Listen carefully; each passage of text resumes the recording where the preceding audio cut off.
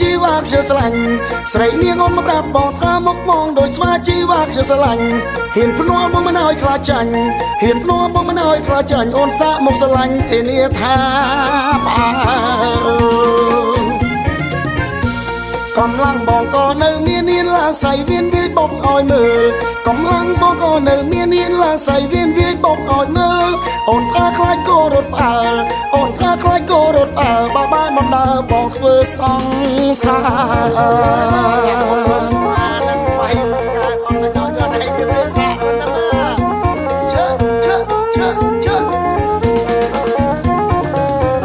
មុខដូចស្វា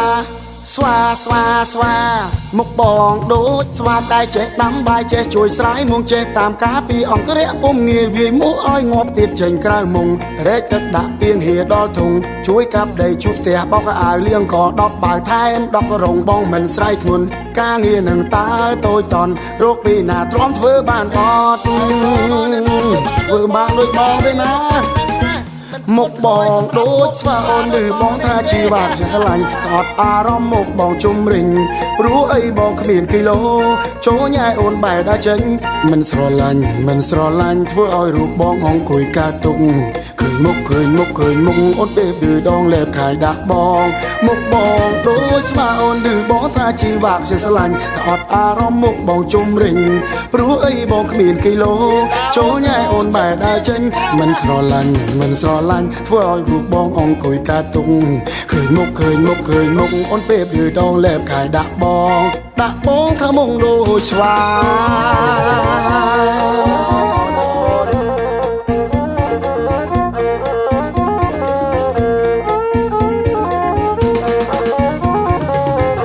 មុខដូចស្វា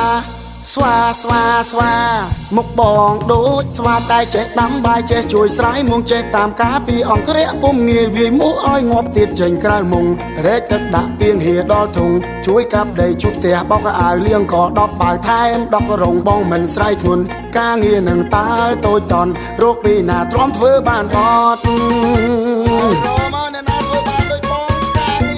ស្រីនាងមកប្រាប់បងថាមកបងដោយស្វាជីវ៉ាខ្ជិលស្រឡាញ់ស្រីនាងអូនមកប្រាប់បងថាមកបងដោយស្វាជីវ៉ាខ្ជិលស្រឡាញ់ហ៊ានភ្នាល់បងមិនឲ្យខ្លាចចាញ់អូនសាកមកស្រឡាញ់ធានាថា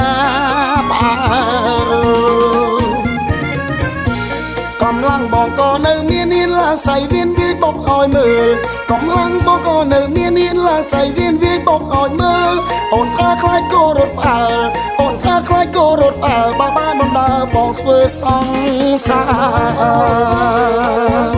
ប្រាប់ឲ្យថាដូចស្វាដូចបងនេះណាអូនស្អីក៏ចេះដែរអូនឯងទៅរកមនុស្សប្រុសណាមកដូចស្វាឲ្យចេះគុំសប់ដូចបងអញ្ចឹងអូនឯងបើបានបងទៅសង្សារបែរជាផ្អើលពិភពលោកហើយទៅ